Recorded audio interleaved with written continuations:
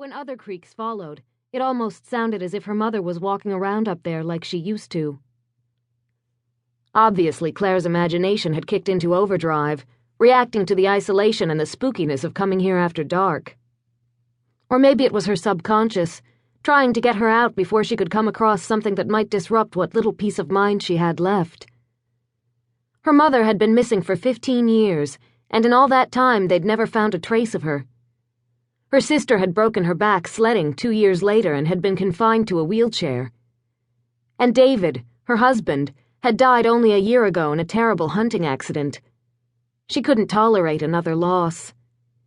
And yet she kept digging for the truth. What if she discovered that her stepfather had killed her mother, as so many others believed? Or what if her mother had run off with another man, willingly left them for a new life somewhere else, as the previous sheriff had suggested? She'd be devastated. Again. But she couldn't accept either of those possibilities. Her stepfather was a good man. He would never have hurt Alana. Alana was a loving mother. She would never have abandoned her children. That meant someone had kidnapped her, maybe killed her, and would get away with it unless Claire made sure that didn't happen. Who else would fight for justice?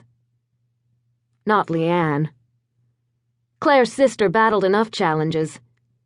Leanne didn't even want to think about the day they'd lost their mother, let alone look into it. And her stepfather, Tug as his friends called him, had moved in with the woman who'd eventually become her stepmother only 6 months after Alana went missing. At this late date, he wouldn't have known what to do with Alana even if she reappeared. Only Claire held on. She was all her mother had left, and that made it impossible to give up, no matter how many people told her she should. Her mother deserved more than that. At least obsessing about the mystery that had tormented her for half her life kept her from dwelling on David, a loss that was far too recent and still too raw. Another creak. She almost lost her nerve. Maybe she should have waited until tomorrow. But her sister lived in the house right next door to hers and was constantly dropping by. It was difficult for Claire to get away without divulging something about where she was going and what she was doing. And because Claire ran her business, a hair salon, out of her home, if it wasn't her sister, it was one of her many clients who paid more attention than Claire wanted. Thanks to her mother's disappearance, she'd always been watched a little too carefully. Everyone was waiting to see whether she'd recover or fall apart. That was the reason she wanted to move away, so she could be anonymous for a change, start over, a desire that had only grown more intense after David died. Except for 2 years when their relationship had faltered while he was in college, they'd been together since they were 16. Losing him meant becoming the object of everyone's pity once again. "How are you? You hanging in there, kiddo?" She got questions like that, spoken in low, somber tones all the time. She wouldn't have minded so much if the people who asked were as sincere as they sounded, and not just inviting her to provide them with a bit of tantalizing gossip for the next community gathering or church event. Poor Claire. She's suffering so. I talked to her last week and...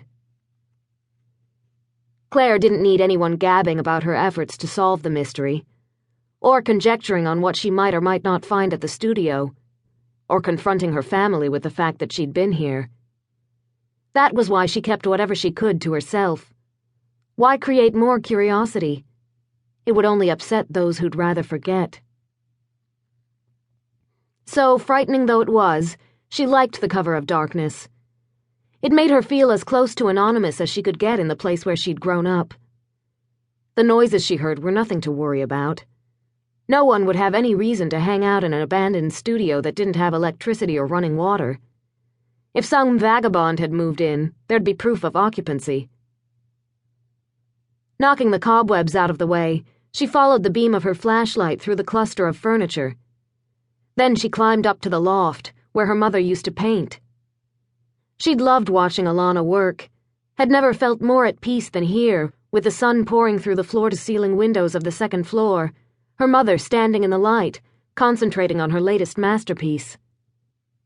Several unfinished paintings perched on easels covered with sheets, looking like ghosts floating a couple of feet off the ground. The sight of them made